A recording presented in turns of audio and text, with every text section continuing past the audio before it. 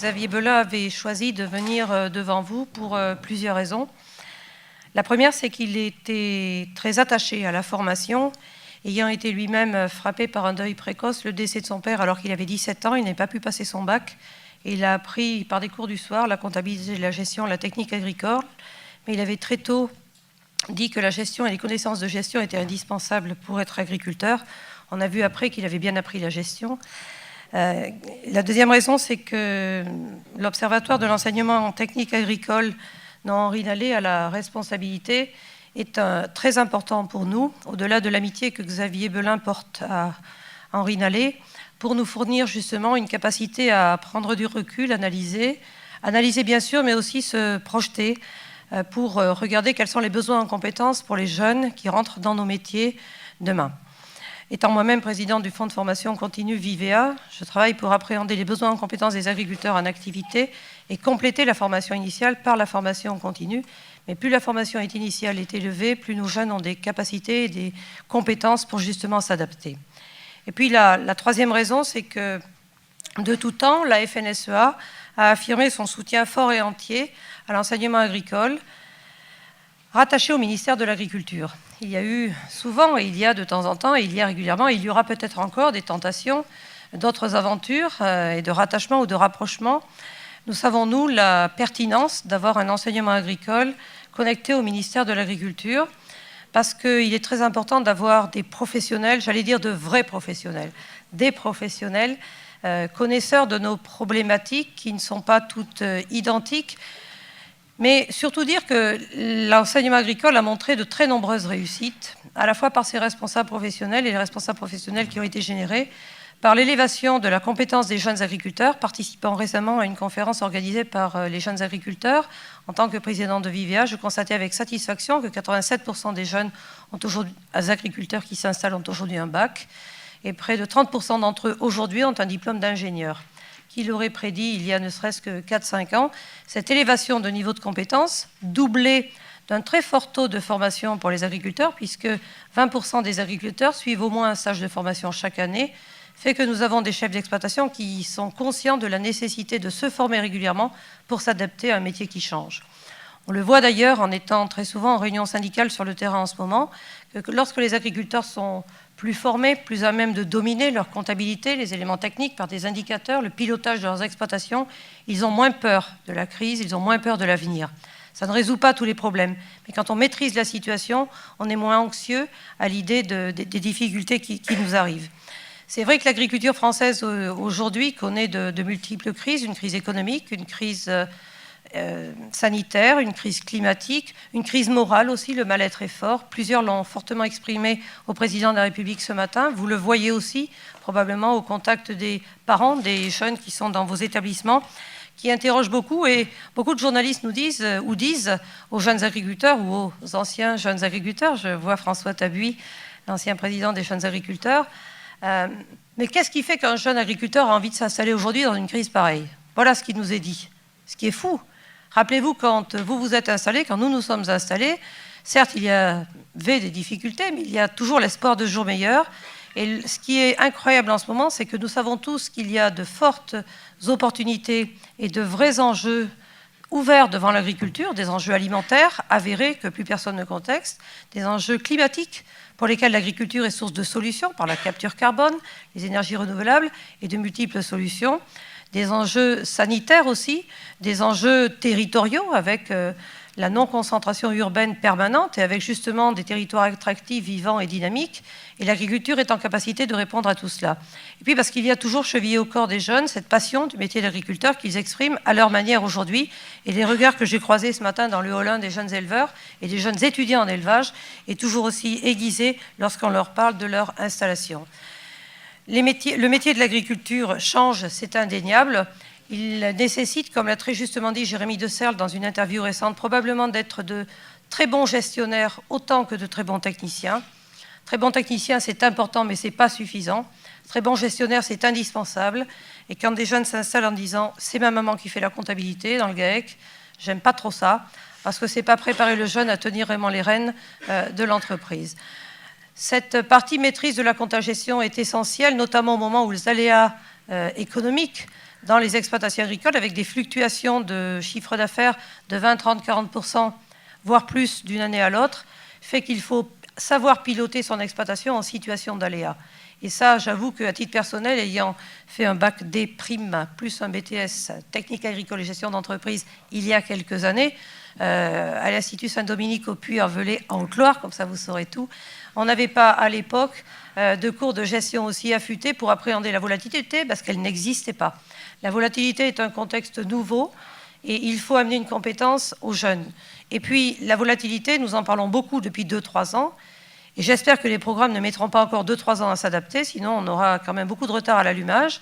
Il faut donc qu'on soit, et que les profs de gestion soient très à l'écoute des professionnels, même les parents d'élèves eux-mêmes, et puis tous ceux qui sont dans les conseils d'administration ou tous ceux qui viennent de près ou de loin au contact des établissements pour intégrer cette nouveauté-là. Je vois trop de jeunes me dire aujourd'hui encore « on m'a demandé de produire ». Qui est « on » ? Produire ne suffit pas. Il faut absolument piloter son exploitation, anticiper, savoir gérer de façon pluriannuelle, ne pas raisonner un prix de revient seulement sur une année et être en capacité justement de maîtriser son outil. Se faire conseiller, mais rester le pilote et ne pas confier les clés du camion au conseiller de gestion qui vient en fin d'année et qui vous conseille une bonne DFI pour ne pas payer trop d'impôts ou trop de cotisations sociales. Comme on fait son lit, on se couche, dit l'adage. Ça veut dire aussi qu'on a des situations qui ont été insuffisamment préparées. Et voyant ces situations de gens très mal en point ou malheureux de ne plus arriver à reprendre les rênes de leur exploitation, nous portons vraiment une responsabilité, celle d'avoir le courage de dire qu'il faut aujourd'hui cette élévation de compétences et cette capacité à supporter, y compris psychologiquement, le risque et le stress. Roger Le Guen de l'ESA dit très souvent « Dans votre métier d'agriculteur, il y a moins de pénibilité physique, mais beaucoup plus de pénibilité psychique. » Je suis producteur de porc. Je sais qu'on n'a pas du tout le même état d'esprit les années où le cours est florissant ou les années où le cours aura des pâquerettes. Mais il faut toutefois piloter très bien lorsque ça va bien, préparer l'avenir, être en gestion de bons pères de famille et puis être aussi en capacité de prendre davantage de conseils à ces moments-là. Il y a probablement eu des facilités à certains moments en agriculture où les choses étaient beaucoup plus linéaires. Avec ces évolutions importantes, je crois qu'il faut vraiment l'intégrer de façon très importante. Poursuivre aussi et renforcer le dialogue avec les agriculteurs pour montrer que beaucoup d'entre eux ont très vite intégré les nouvelles sollicitations au plan environnemental, au plan sociétal. Nous sommes aujourd'hui questionnés de façon très forte sur les problématiques de l'environnement, du changement climatique, de la qualité de l'eau, de la qualité des sols, de la biodiversité, pour lesquels les agriculteurs ont appris sur le tas et sur le tard, mais aujourd'hui fortement questionnés, se sentent en situation d'apporter des réponses de façon indispensable. Et pour accueillir des stagiaires de temps en temps dans notre exploitation, quels que soient les horizons et les niveaux de formation, je regrette parfois qu'il n'ait pas suffisamment cette compréhension des territoires dans lesquels ils évoluent. On ne peut pas pratiquer la même agriculture quand on est en Côte-d'Armor ou quand on est en Savoie, quand on est dans la plaine d'Eure-et-Loire ou quand on est dans les prairies sèches des Cévennes. La connexion aux problématiques territoriales me semble quelque chose d'indispensable et cela ne peut s'opérer que s'il y a des dialogues réguliers avec les agriculteurs, avec les professionnels, avec les représentants élus par les agriculteurs pour porter cette voie-là. On l'a vu arriver avec l'évolution des diplômes et l'intégration de l'agroécologie qui, je le regrette, a été faite de façon un petit peu trop doctrinaire. Certaines fois, j'ai eu l'occasion d'aller dans certains établissements. C'était présenté comme l'alpha et l'oméga pour l'agriculture française. Il faut rester connecté aux réalités et dire qu'il y a un volet économique indispensable aussi pour piloter les exploitations. L'important, c'est de donner aux jeunes l'ensemble de la palette de couleurs. Et lui, ensuite, doit être en capacité de faire le choix. Dans mon école d'agriculture, le leitmotiv était ouverture d'esprit et esprit de synthèse. Ouverture d'esprit, tout voir, tout connaître, tout appréhender. Et puis ensuite, se forger soi, en fonction de ses convictions, de son idéal de vie, du lieu dans lequel on vit et des partenariats qu'on veut tisser pour construire son propre projet, sans reprocher aux autres de l'avoir fait pour soi. Le faire et enfin l'assumer. Constater aussi la très forte diversité des profils d'agriculteurs. Les jeunes s'installent plus tard. Les installations sont plus féminines, sur des modèles très différents, avec beaucoup plus de transformation à la ferme. Ces modèles-là appellent des compétences différentes qu'on n'apprend pas toutes forcément dans les établissements d'enseignement aujourd'hui. Impliquer des professionnels dans les projets d'établissement, c'est garder cette connexion très importante, faire venir des jeunes agriculteurs qui viennent de s'installer et qui portent un message positif également. Beaucoup d'intérêt pour l'apprentissage, en étant aussi en capacité d'alterner des périodes de vie pratique dans l'exploitation et puis d'apprentissage de savoir. Pour avoir formé une jeune apprentie et l'avoir embauchée ensuite, je mesure les grandes qualités de cet enseignement-là. Je voudrais dire aussi que l'excellence de l'enseignement, c'est bien sûr dans les diplômes élevés, mais c'est aussi à chaque niveau. En BEPA, en bac pro, partout, l'excellence doit être la règle. Et je pense aussi que compléter le bac pro par des compétences de gestion me paraît nécessaire. Je pense qu'il faut, sans jeter la pierre au bac pro, dire qu'en matière de gestion, peut-être faudra-t-il rajouter quelques éléments pour apporter ce dont les jeunes ont besoin. Dire aussi aux jeunes que l'installation n'est pas un chemin tout tracé, qu'il faudra innover, s'adapter, prendre des risques. Dans une société où plus grand monde veut prendre des risques, où beaucoup veulent être fonctionnaires, être agriculteur, c'est prendre des risques, il faut le vouloir, l'assumer. C'est grisant parfois quand ça va bien, c'est stressant parfois quand ça va moins bien, mais on alterne ces périodes de stress et de réussite, et c'est ce qui fait aussi le piquant du métier d'agriculteur. Et puis un point auquel nous sommes très attachés aussi, je sais qu'aujourd'hui il y a des débats très importants par rapport aux régions et à le pouvoir des régions et le rôle des régions par rapport à l'enseignement. Nous sommes persuadés, nous, que la réflexion, elle doit d'abord être au plan national en tenant compte de la diversité. Il faut garder une cohérence nationale de réflexion et d'orientation forte, insister peut-être beaucoup plus sur la prospective. L'agriculture change plus vite que parfois nos propres raisonnements et nos propres cerveaux. Et quand les agriculteurs le découvrent et qu'ils sont moins armés pour le faire, ce sont des moments très difficiles pour eux. Donc moi, j'ai toute confiance dans l'enseignement parce que, à titre personnel, je sais tout à fait ce qu'il m'a apporté. Ce qu'il faut aussi susciter beaucoup chez les jeunes, c'est la curiosité et l'envie d'apprendre. On apprend à tout âge.